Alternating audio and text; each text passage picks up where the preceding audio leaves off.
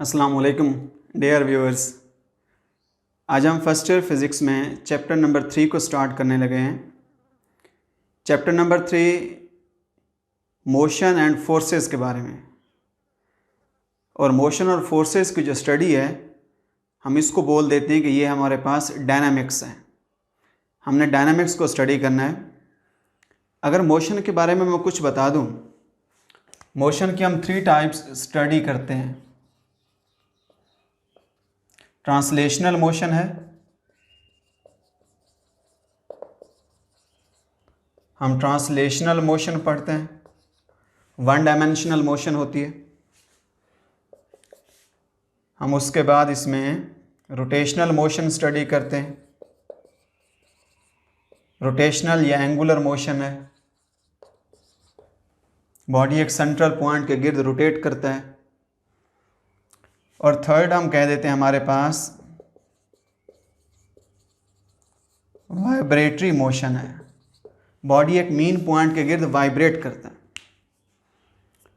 तो यहाँ पे इस चैप्टर में हम स्टडी करने लगे हैं translational motion. One dimensional motion है, बॉडी वन डायमेंशन में मूव करता है under the influence of certain force.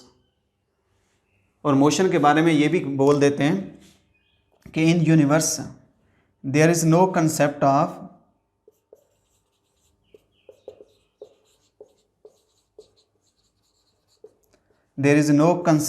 absolute rest and absolute motion। इस कायनात में, इस यूनिवर्स के अंदर हम किसी बॉडी के बारे में ये नहीं कह सकते कि वो बॉडी हमेशा रेस्ट में होगा और हर ऑब्जर्वर, हर देखने वाले के लिहाज से रेस्ट में होगा। हम ये नहीं कह सकते।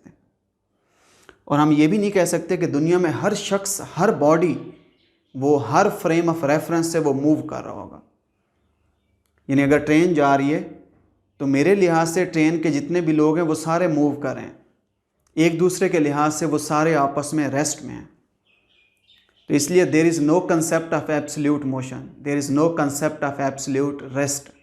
Motion and rests are the relative terms.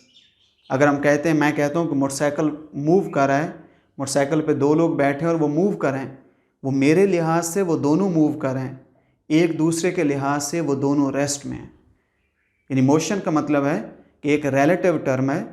हमेशा अगर मैं कहता हूँ कि कोई चीज़ मूव कर रही है तो वो किसी एक फ्रेम से मूव कर रही है, मुमकिन है कि दूसरे फ्रेम के लिहाज से वो चीज़ मूव ना कर रही हो। तो इस चैप्टर में हमने किसको स्टडी करना है? ट्रांसलेशनल मोशन को। ट्रांसलेशनल मोशन हम बोल देते हैं वन डायमेंशनल मोशन।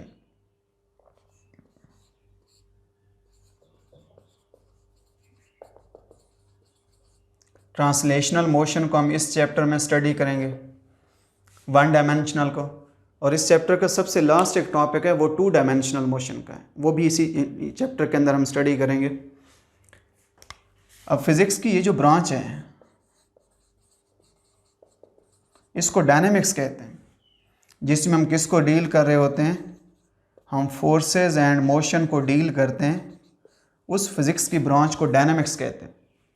और डायनेमिक्स की एक और ब्रांच है काइनेमेटिक्स।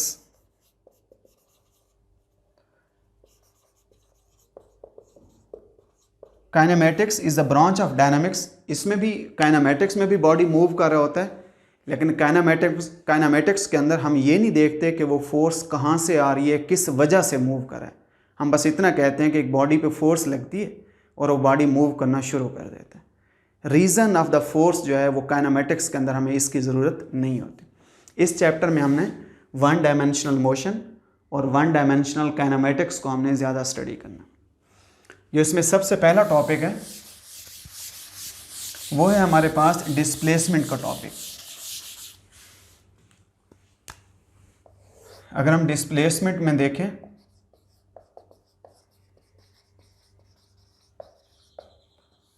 डिस्प्लेसमेंट को मैं लिख देता हूं, the change in position is called, इसकी डेफिनेशन में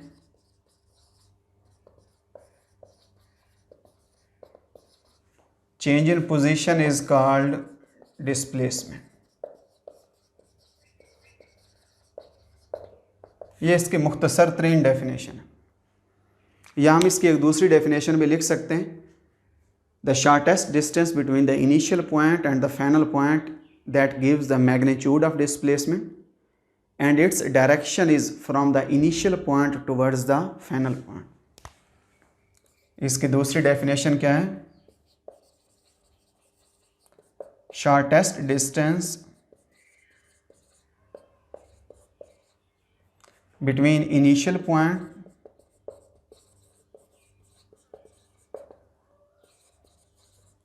and final point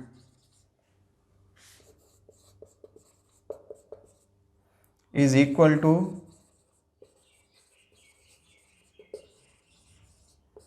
magnitude of displacement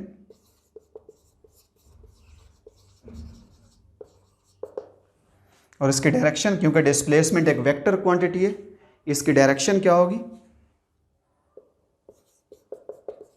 it is directed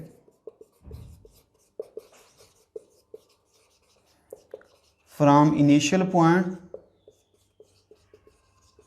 towards the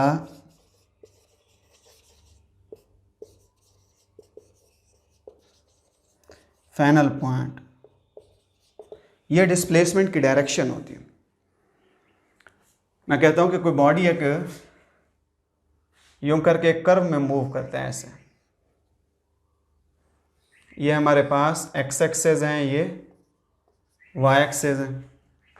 body initially यहाँ पे है, ये इसका इनिशियल पॉइंट है, यहाँ से वो बॉडी ऐसे मूव करके वो यहाँ पे पहुँचता है, ये इसका फाइनल पॉइंट है। हमने मालूम करना है कि इसका डिस्प्लेसमेंट कितना होगा। अगर मैं इसका डिस्टेंस देखूँ यहाँ से लेकर यहाँ तक, ये इसका डिस्टेंस है कि उसने इतना डिस्टेंस कवर किया। डिस्प्लेसमेंट क्या होगा? Shortest distance from the initial point and final point. Initial और फाइनल के दरमियान जो शॉर्टेस्ट डिस्टेंस है ये, that gives the magnitude of displacement. और डिस्प्लेसमेंट की डायरेक्शन किधर होगी? From the initial point towards the final, ये उसकी डायरेक्शन इधर होगी। अब ये हमारे पास क्या है? वो डिस्प्लेसमेंट। अगर मैं इसकी पोजीशन को लिखूं पॉइंट 1 की, इनिशियल पॉइंट के पोजीशन वेक्टर क्या आ जाएगा? ये हमारे पास position vector of the initial है, इसको मैं बोल देता हूँ RI है। ये दूसरा हमारे पास पोजीशन वेक्टर, ये है position vector of the final point. इसकी डायरेक्शन क्या है? ओरिजिन से यूं करके इसकी डायरेक्शन आउटवर्ड है, ये ओरिजिन। अब इस डायग्राम में देखें, आपके पास 3 वेक्टर्स हैं, इन तीनों में देखें कि रिजल्टेंट कौन सा है। अगर हम इस डायग्राम से देखें, ये फर्स्ट वेक्टर, फर्स्ट के हेड के ऊपर ये सेकंड की टेल, ये सेकंड ऐड किया, रिजल्टेंट क्या है? जो पहले की टेल को दूसरे के हेड से जोड़े, ये रिजल्टेंट है। फ्रॉम द डायग्राम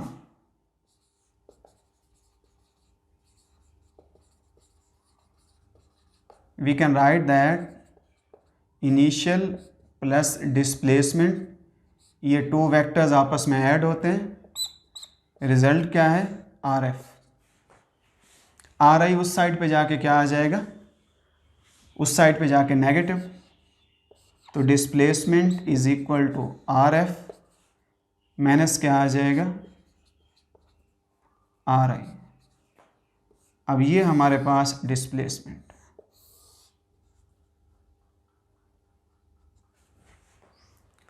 तो ये उसकी ये डेफिनेशन है, the change in position, final position minus initial position, उसका जो डिफरेंस है that is equal to displacement. Position के अंदर वो दोनों चीज़ें आ जाती हैं। पोजीशन एक बड़ा जामिया लफ्ज़ है, इसमें मैग्नीट्यूड का लफ्ज़ भी आ जाता है, इसमें डायरेक्शन भी आ जाता है।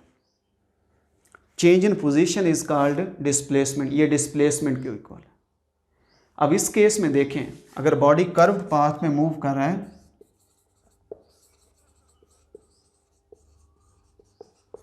कर्व पाथ के अंदर डिस्प्लेसमेंट की मैग्नीट्यूड और डिस्टेंस आपस में इक्वल नहीं है। देखें, डिस्प्लेसमेंट की मैग्नीट्यूड यहाँ से लेकर यहाँ तक है, वो कम है, डिस्टेंस यहाँ से लेकर यहाँ तक वो ज़्यादा है। अगर डिस्प्लेसमेंट और डिस्टेंस का हम फ़र्क देखें, डिस्प्लेसमेंट भी एक फासला ही होता है, डिस्टेंस भी एक फासला ही है। डिस्प्लेसमेंट वेक्टर क्वांटिटी है, डिस्टेंस स्केलर क्वांटिटी है। डिस्प्लेसमेंट का यूनिट भी मीटर है, डिस्टेंस का एसआई यूनिट भी मीटर है। डिस्प्लेसमेंट की डायमेंशन भी एल है, डिस्टेंस की डायमेंशन भी एल है। एक तो इनकी के डायरेक्शन का फ़र्क है, एक वेक्टर है एक स्केलर है। दूसरा उसकी डेफिनेशन में भी वो डिफरेंस है। अगर मैं कहता हूँ कि बॉडी कर्व पाथ पे नहीं मूव कर रहा, बॉडी यूं करके स्ट्रेट पाथ पे मूव कर रहा है, ये एक्स एक्सेस, ये वाई एक्सेस, बॉडी यूं मूव कर रहा है, ये इसका इनिशियल पॉइंट है, ये इसका फाइनल पॉइंट। अब बॉडी यहाँ से लेकर यहाँ तक वो इधर ऐसे मूव करता है। अब इसका डिस्टेंस कितना है, ये एस, इनिशियल से फाइनल तक। डिस्प्लेसमेंट क्या है, उसकी डायरेक्शन ये है हमारे पास इधर, ये हमारे पास क्या है वो डिस्प्लेसमेंट। अब इस केस में देखें, for straight line motion, for straight line motion जो डिस्प्लेसमेंट की मैग्नीट्यूड है वो हमेशा डिस्टेंस के इक्वल। अगर बॉडी हॉरिजेंटली मूव करेगा तो फिर जितना डिस्प्लेसमेंट की मैग्नीट्यूड होगी हमेशा डिस्टेंस वो उतना होगा।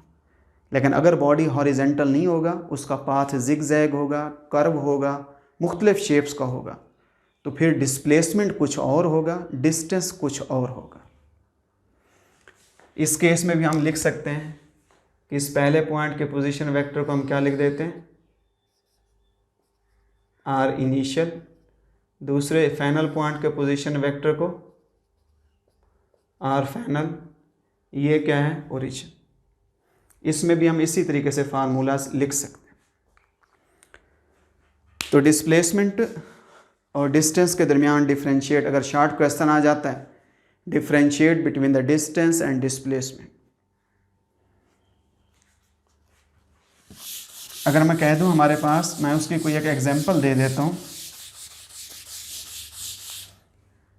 हम कहते हैं बॉडी यहाँ से जा रहा है, यहाँ से यूं जाता है बॉडी, 5 किलोमीटर का डिस्टेंस इधर कवर करता है।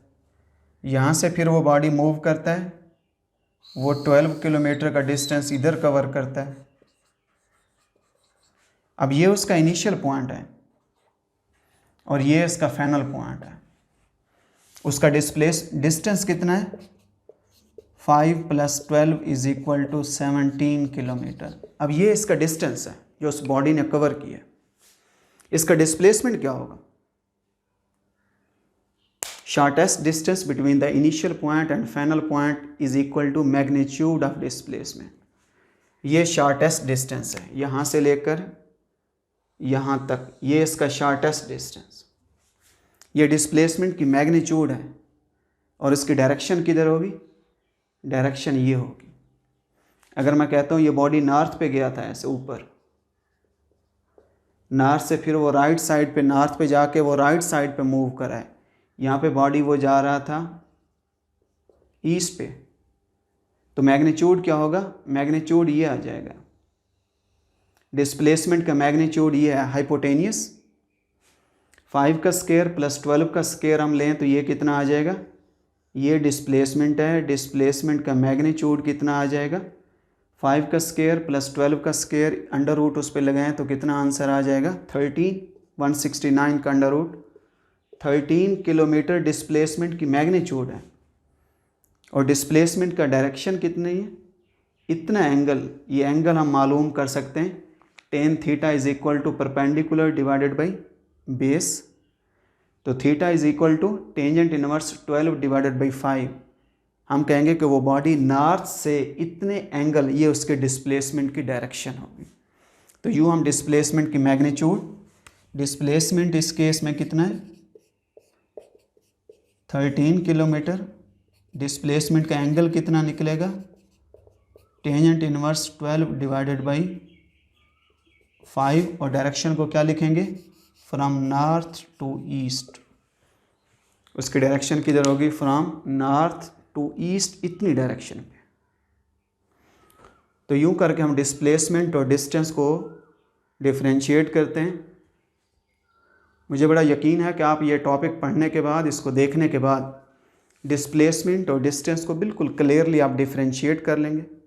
बड़े आसान तरीके से हमने इन चीज़ों को स्टडी किया है कि डिस्प्लेसमेंट डिस्टेंस, डिस्प्लेसमेंट की मैग्नीट्यूड डिस्टेंस के बराबर हो भी सकती है अगर वन डायमेंशनल हॉरिजेंटल मोशन हो, यानी वन डायमेंशनल मोशन हो, और डिस्प्लेसमेंट की मैग्नीट्यूड जो है वो डिस्टेंस के बराबर नहीं भी हो सकती अगर बॉडी स्ट्रेट लाइन मूव नहीं करेगा। तो अब इस टॉपिक को देखें, इसको पढ़ें, इसको आप पढ़ेंगे तो फिर इसके बाद हम वेलोसिटी, एक्सेलरेशन, हम उन चीज़ों पे मूव करेंगे, आगे चीज़ें आसानी से तैयार होती जाएंगी।